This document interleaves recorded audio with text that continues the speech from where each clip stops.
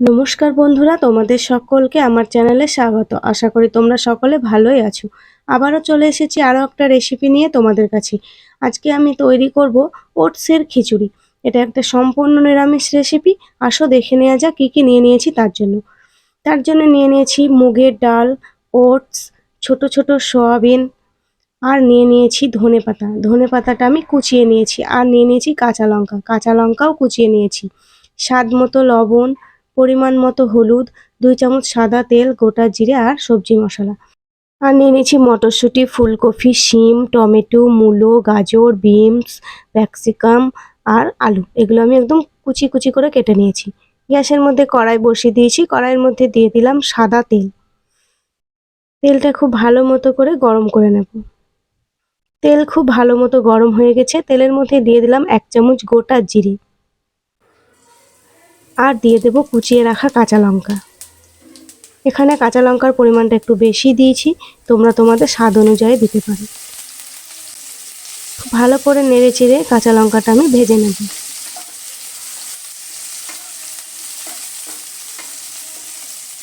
কাঁচা লঙ্কাটা ভাজা ভাজা হয়ে এসছে। এবার আমি এর মধ্যে দিয়ে দেব মুগের ডাল। মুগের ডালটাও আমি খুব ভালো করে নেড়ে চেড়ে একটু তেলে ভেজে নেব। ডালটা আমি ততক্ষণই ভাজতে থাকবো যতক্ষণ না ডাল থেকে একটা খুব সুন্দর মিষ্টি গন্ধ বেরোয়।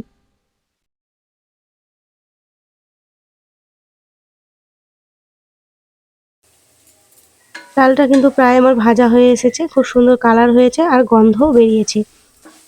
এবার আমি এর মধ্যে দিয়ে দেব কেটে রাখা সবজিগুলো এক এক করে এর মধ্যে আমি দিয়ে দেব। প্রথমে দিয়ে দিলাম টমেটো, তারপর দিয়ে দেব মূলো, গাজর, বিনস, সমস্ত সবজিগুলো আমি কিন্তু দিয়ে দিয়েছি একই সঙ্গে। ওটসের খিচুড়িতে কিন্তু সব ধরনের সবজিও দেওয়া যায়। আপনারা চাইলে আরও কিছু সবজি এর মধ্যে অ্যাড করে দিতে পারেন। খুব ভালো করে নেড়েচেড়ে সবজিগুলো আমি ভেজে নেব, যাতে কাঁচা সবজির কোনো গন্ধ না থাকে। এটা আমি ততক্ষণে নাড়তে থাকবো যতক্ষণ না একটু ভাজা ভাজা হয়ে আসে। আর সবজিগুলো কিন্তু খুব ভালো করে বারবার আমি নেড়ে দেব, যাতে সবজিটা তলায় লেগে না যায়। খুব ভালো করে নেড়ে চেড়ে সবজিটা আমি ভেজে নেব।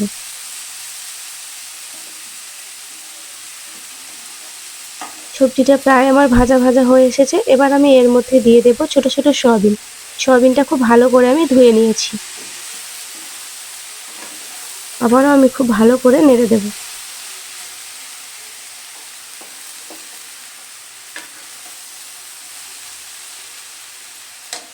সবজি আর সয়াবিন একই সঙ্গে আমি ভাজা ভাজা করে নিয়েছি।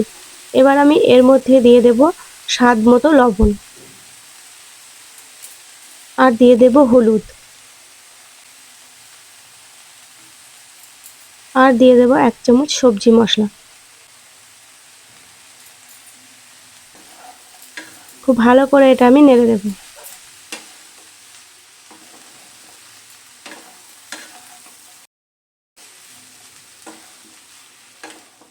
বেশ কিছুক্ষণ ধরে খুব ভালো করে এটা আমি নেড়ে চেড়ে নিয়েছি। তোমরা দেখতেই পাচ্ছ এটা খুব সুন্দর কালার এসেছে। এবার আমি এর মধ্যে দিয়ে দেব ওটস। এখানে আমি নিয়ে নিয়েছি ছোট বাটির 1 বাটি মতো ওটস।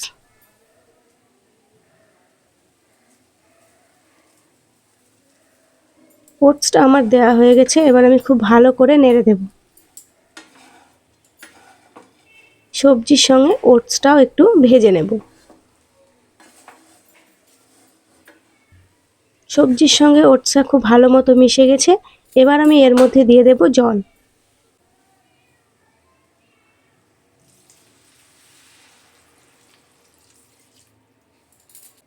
আরও কিছুটা জল আমি দিয়ে দেব। জলের পরিমাণটা একটু বেশি করে দিয়ে দিয়েছি, যাতে সবজিগুলোও সেদ্ধ হয় আর আমার খিচুড়িটাও খুব ভালো মতো তৈরি হয়ে যায়। খুব ভালো করে নেড়ে চেড়ে এটা আমি বেশ কিছুক্ষণের জন্য ঢাকা দিয়ে দেব।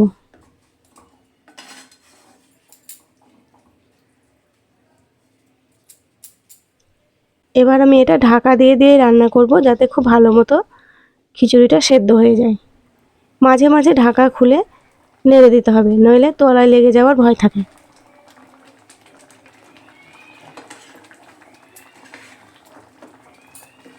ভালো করে নেড়ে চেড়ে নিয়েছি। আবারও আমি এটা ঢাকা দিয়ে দেব।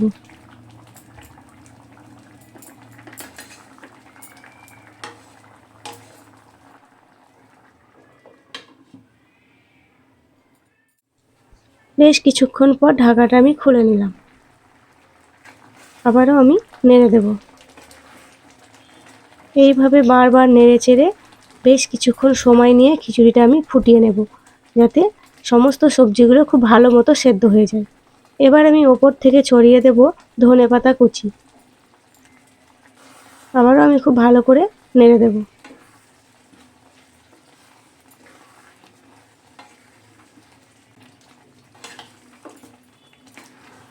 সবজিগুলো খুব ভালো মতো কিন্তু সেদ্ধ হয়নি।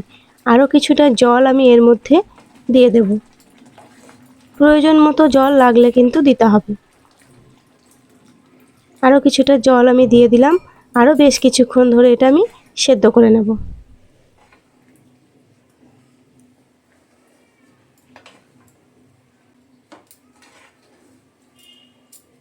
খুব ভালো করে নেড়ে চেড়ে আবারও আমি কিছুক্ষণের জন্য ঢাকা দিয়ে দেব। বেশ কিছুক্ষণ পর ঢাকাটা আমি খুলে নিলাম। খুব ভালো করে নেড়ে দেব। ওটসের খিচুড়ি প্রায় আমার হয়ে এসছে, এবার আমি নামিয়ে নেব। এইভাবে ওটসের খিচুড়ি তৈরি করলে খেতে কিন্তু খুবই ভালো লাগে, এর স্বাদ কিন্তু অসাধারণ হয়। আমার এই ওটসের খিচুড়ি তৈরির পদ্ধতি তোমাদের ভালো লাগলে ভিডিওটিতে একটি লাইক আর আমার চ্যানেলটিকে সাবস্ক্রাইব করে পাশে থাকা বেল আইকনটি ক্লিক করে অল করে দেবে, যাতে আমার ভিডিও নোটিফিকেশন সবার আগে তোমাদের কাছে পৌঁছে যায়।